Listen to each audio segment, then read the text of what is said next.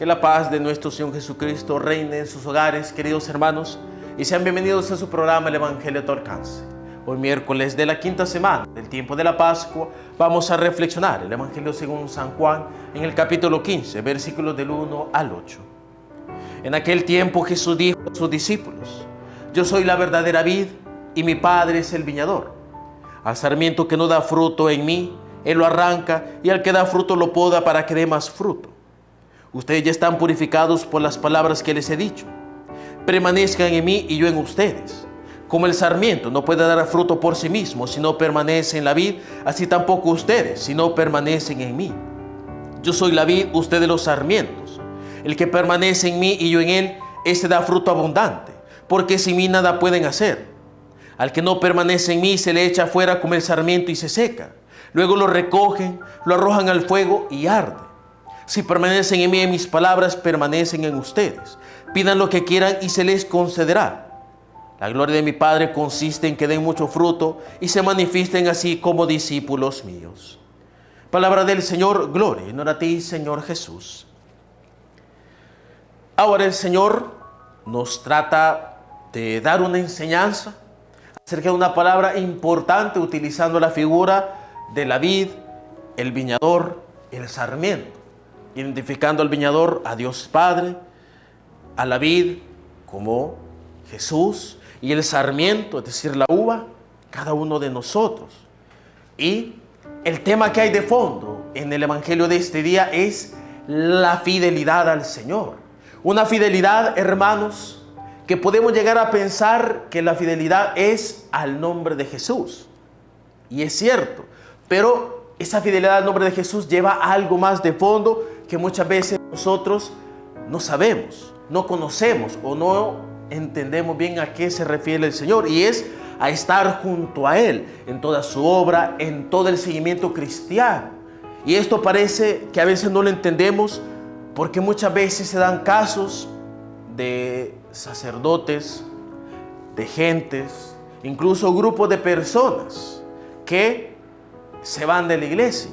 Se van de la iglesia a hacer sus propios grupos que le llaman con talante cristianos. Y aquí no hablo de personas que van y fundan sus iglesias evangélicas, sus sectas evangélicas. No hablo de este tipo de grupos. Hablo, por ejemplo, de algunos conocerán aquí en El Salvador y tal vez en otros países tendrán algo similar, de la famosa iglesia católica salvadoreña, fundada por Quintanilla, que obviamente, pues él se ha delegado completamente de la iglesia, se hace llamar católico, pero no es católico. ¿Por qué? Porque se ha separado de la vid verdadera que es Cristo para constituirse él como la vid, cuando en realidad él es un sarmiento, no la vid. También pues aquí en esta zona de Cara Sucia tenemos pues también mal testimonio de algunas personas que, queriendo seguir sus propios caprichos y utilizando muchas veces el nombre de grupos católicos, de la espiritualidad católica, de la presencia del Espíritu Santo, pues fundan sus propios grupos, se hacen pasar por católicos, pero si uno ve sus discursos, son discursos de odio, son discursos reprobables y diabólicos, pero se hacen pasar por católicos. Y eso demuestra que ellos quieren ser la vid, no sarmiento, pero se les olvida que la vid verdadera es Cristo y hay que permanecer en Él. Y esas personas creen que su salvación está garantizada, pero no.